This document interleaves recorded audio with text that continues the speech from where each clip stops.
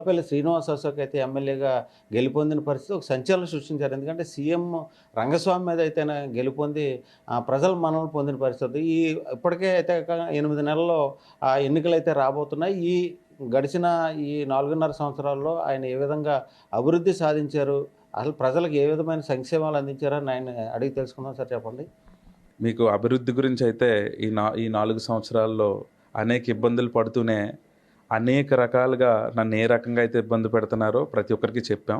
మీరు చెప్పిన హామీలైతే నేను ప్రజలకి మంచి వైద్యం, విద్య, ఉద్యోగం అనేది ఆ రోజు నేను ప్రజలకి చెప్పడం జరిగిందండి. ఈరోజు వైద్యం పూర్తిగా అందట్లేదని చెప్పి ప్రతి ఒక్క పేదవాడు కూడా అర్హత కలిగి ఉండి కూడా రెడ్ రేషన్ కార్డో లేకపోతే ఏదో దానికి కూడా వాళ్ళకొక ఇబ్బందొస్తే స్ట్రక్చర్ పైన వాళ్ళు నిలబడిన తర్వాత కూడా వాళ్ళకి ఏ రకమైన కూడా మా గవర్నమెంట్ నుంచి సదుపాయం అందట్లేదని చెప్పి ఆ రోజు ఆమరణ నిరాహార దీక్ష చేయడం కూడా జరిగింది. దానికి ముఖ్యమంత్రి గారు సైతం ఇక్కడికి వచ్చి ఆ రోజు వేరు వేరు షోలు, క్యాబరే డాన్సులు అవి చూసుకుని ఆయన వెళ్ళారు.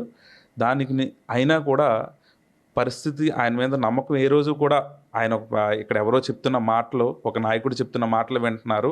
పూర్తిగా మా ప్రజలందరూ వాళ్ళ ఇబ్బందులు తెలుసుకుంటారా అని చెప్పి ఇప్పటి వరకు సుమారు 4 ఏళ్ళు దగ్గరగా 4 ఏళ్ళు దాటే ఆయన మాటను వింటూనే, ప్రతి అసెంబ్లీలో ప్రశ్నిస్తూనే, ప్రతి ఒక్క పౌరుడికి ఉద్యోగం అయితే ఎలా కావాలి, వాళ్ళు మున్సిపల్ ట్యాక్స్లు కడుతున్నారు, వాళ్ళకి రోడ్లు, అదేవిధంగా మినిమం ఫెసిలిటీస్ అయినా కూడా మనం ఇవ్వాలని చెప్పి అన్నిటిపైన ప్రశ్నించడం జరిగింది.